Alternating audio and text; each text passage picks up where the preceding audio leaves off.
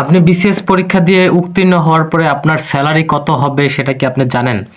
অবশ্য একেক ক্যাডারের হচ্ছে একটু ভেরিয়েশন থাকে, একেক রকমের ভেরিয়েশন থাকে। কিন্তু জেনারেলি তারা তো সকলেই নবম গ্রেডের হয়ে থাকে। সুতরাং তাদেরকে 22,000 টাকা প্রাথমিক স্যালারি হিসেবে গণ্য করা হয়। এছাড়াও তো আরও বিভিন্ন সরকারি ফ্যাসিলিটি রয়েছে। সরকারি ফ্যাসিলিটিসের মধ্যে রয়েছে আপনার ট্রান্সপোর্ট সুবিধা রয়েছে, এবং সেটা কিন্তু শুধুমাত্র বাংলাদেশে যে ট্রান্সপোর্ট হবে সেই বিষয়টা না, পুরো সামগ্রিক যেখানে যেতে হবে সেখানেই কিন্তু তারা এই ট্রান্সপোর্ট ফ্যাসিলিটিটা পাবে। দেখা যাবে যে অনেক কাজের ক্ষেত্রে তাদেরকে হয়তো বা বিদেশেও যেতে হতে পারে, সেটা সম্পূর্ণ ফ্রি হয়ে যাবে। এবং বিদেশে যাওয়ার ক্ষেত্রে যদি তার পরিবারকে নিয়ে যেতে চায়, সেই ক্ষেত্রে তাদের পরিবারদেরও হচ্ছে বিমান ভাড়া লাগবে না, পুরো ফ্রিতেই তারা ভ্রমণ করতে পারবে। তাছাড়াও আরও রয়েছে যেটা হচ্ছে তাদের রেসিডেন্সিয়াল ফ্যাসিলিটি।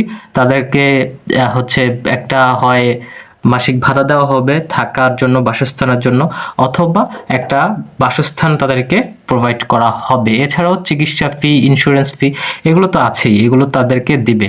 সো মোটা দাগে দেখা যায় যে 22,000 টাকা যদি স্যালারিও হয়, সেই ক্ষেত্রে তাদের ফ্যাসিলিটি মিলিয়ে কিন্তু আপনার যদি আনুমানিক ক্যালকুলেশন করেন তাহলে কিন্তু 50,000 টাকার মধ্যে চলে যাচ্ছে। তাছাড়াও প্রমোশন তো রয়েছে, পদোন্নতির মাধ্যমে তাদের স্যালারি আরও বাড়বে, ফ্যাসিলিটি আরও বাড়বে। এখন যেমন হচ্ছে ট্রান্সপোর্ট কস্ট দেয়, পরবর্তীতে তাদেরকে হচ্ছে গাড়ি অফার করবে, গাড়ি দিবে।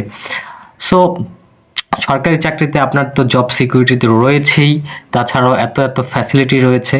সুতরাং অনেকেই ভাবে যে স্যালারি কম, আসলে স্যালারি কম না। আপনি যেই পরিমাণের সুযোগ সুবিধা পাচ্ছেন, সেই সুযোগ সুবিধা ক্যালকুলেশন করলে আপনার স্যালারির সংখ্যা দাঁড়াতে পারে 50 থেকে 60,000 টাকা। এবং আপনার এখানে কিন্তু হচ্ছে প্রমোশন, পদোন্নতি কিন্তু রয়েছেই। আপনি 1-2 বছর পরে দেখা যাবে প্রমোশন পাবেন, তখন কিন্তু আপনার স্যালারি ডাবল হয়ে যাবে। সো চিন্তা করেন, আপনার স্যালারি ডাবল হলে আপনার কিন্তু ফ্যাসিলিটিও ডাবল হবে। সুতরাং সরকারি চাকরিকে অবহেলা করার কোনো কিছু নেই। অনেকেই ভাবতে পারে যে প্রাইভেটে হচ্ছে টাকা পয়সা বেশি, কিন্তু প্রাইভেটে কোনো ফ্যাসিলিটি নেই। এছাড়াও প্রাইভেট জবে আপনাদের হচ্ছে জব সিকিউরিটি নেই, যেটা সবচেয়ে বড় ডিসঅ্যাডভান্টেজ।